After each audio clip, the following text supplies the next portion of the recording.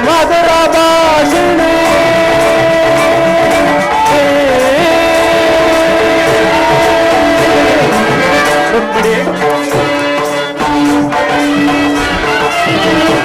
ಮಧುರಾಧರ ಸುಮಧುರ ಭಾಷಿಣಿ ಮಾಧವ ಹೃದಯ ಮಹಾನಂದ ರೂಪಿಣಿ ಮಾಧವ ಹೃದಯ ಮಹಾನಂದ ರೂಪಿಣಿ ಭಾಮಿನಿ ರುಕ್ಮಿಣಿ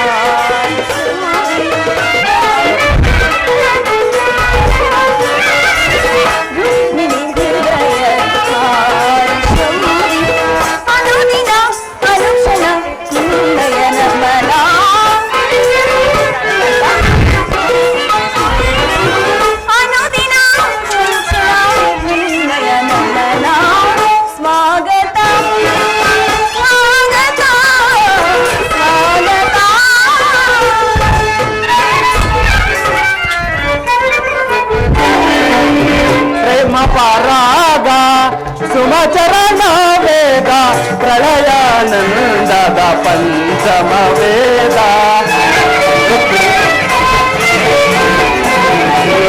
ಪ್ರೇಮ ಪರಾಗ ಸುಮಚರಣ ವೇದ ಪ್ರಳಯಾನಂದದ ಪಂಚಮ ವೇದ ನವ ಸಿರಿ ಸುರ ಚಿರ ನವರಾಗ ಲೀಲಾ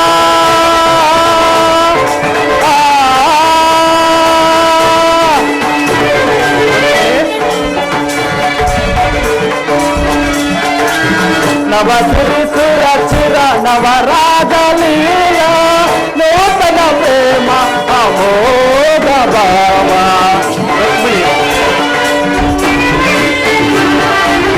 ನೂತನ ಪ್ರೇಮ ಅಮೋಘ ಭಾವ ಭಾಮಿನಿ ರುಕ್ಮಿಣಿ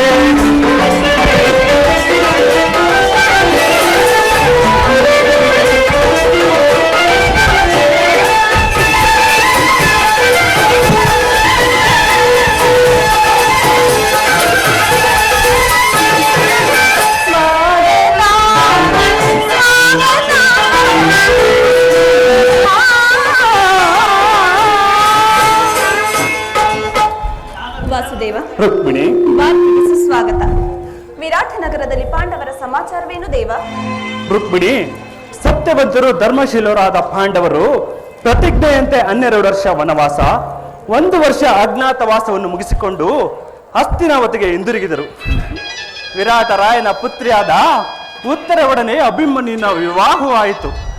ಯುಧಿಷ್ಠಿರನು ತಮಗೆ ಬರಬೇಕಾದ ಅರ್ಧ ರಾಜ್ಯವನ್ನು ಕೇಳುವಂತೆ ತಮ್ಮ ಕುಲ ಪುರೋಹಿತನಾದ ಧೌಮ್ಯನನ್ನು ದುರ್ಯೋಧನನ ಬಳಿಗೆ ಸಂಧಿಗಾಗಿ ಕಳಿಸಿದನು. ಆದರೆ ಆ ಮಧೋನ್ಮತನಾದ ದುರ್ಯೋಧನನು ಸಂಧಿಗೆ ಸಮ್ಮತಿಸಲಿಲ್ಲ. ರುಕ್ಮಿಣಿ, ಯುದ್ಧವೇನು ಅನಿವಾರ್ಯವಾಗಿ ಬಂದು ಒದಗಿದಂತಿದೆ. ಪುನಃ ಯುದ್ಧ? ಹಾಗಾದರೆ ನಿಮ್ಮ ವಿಶ್ರಾಂತಿ ದಿನಗಳಿಂದ ಕಳೆದು ಹೋದಂತಾಯಿತು. ಗೋಪಾಂಗನೆಯರ ಕೃಪಾ ಕಟಾಕ್ಷ ಕಮಲ ಚಂದ್ರಿಕೆಯಿಂದ ತೊಯ್ದು ಈ ದ್ವಾರಕೆಯ ಕುಸುಮ ಶಯನದಲ್ಲಿ ಮಲಗಿ ಅರಿ ಮುಚ್ಚಿದ ಕಣ್ಣುಗಳಿಂದ ಅನಂತ ಭೋಗದ ಹಗಲುಗನಸು ಕಾಣುವುದು ನಿನಗಿನ್ನು ಸಾಧ್ಯವಿಲ್ಲ ದೇವ. ಪ್ರಿಯತಮೆ, ಲೋಕ ಸೇವೆ ಹರಕೆಯನ್ನು ಹೊತ್ತಾಗಲೇ ನನ್ನ ವಿಶ್ರಾಂತಿಯ ದಿನಗಳು ಕಳೆದು ಹೋದವು. ಅದಕ್ಕಾಗಿ ನಾನು ಚಿಂತಿಸುತ್ತಿಲ್ಲ ಪ್ರಿಯತಮೆ. ಹಾಗಾದರೆ ಈ ಪ್ರಶಾಂತವಾದ ಮುಖಭಂಗಿ ಏಕೆ? ಯುದ್ಧದ ಸಮಾಚಾರವನ್ನು ಕೇಳಿ ವೀರರ ಹೃದಯವನ್ನು ಅರ್ಥಿಸುವುದು ಸಹಜ. ಏಳು, ಶಿಶುಪಾಲಾದಿ ದಾನವರು ಸಂಹರಿಸಿದ ನಿನ್ನ ಚಕ್ರದ ರಕ್ತ ತೃಷಿಯು ಪುನಃ ಜಾಗೃತವಾಗಲಿ. ಜಗತ್ತಿನ ಯಾವ ಮೂಲೆಯಲ್ಲಿ ಯಾರು ಜನಿಸುವರೋ ಅವರ ತೀಕ್ಷ್ಣ ಧಾರೆಗೆ ಆಹುತಿಯಾಗಲು. ಯುದ್ಧವೇನೋ ಅನಿವಾರ್ಯವಾಗಿ ಬಂದೊದಗಿದಂತಿದೆ. ಆದರೆ ಈ ಯುದ್ಧದಲ್ಲಿ ನಿನ್ನ ಪತಿಯು ನಿರಸ್ತ್ರನು.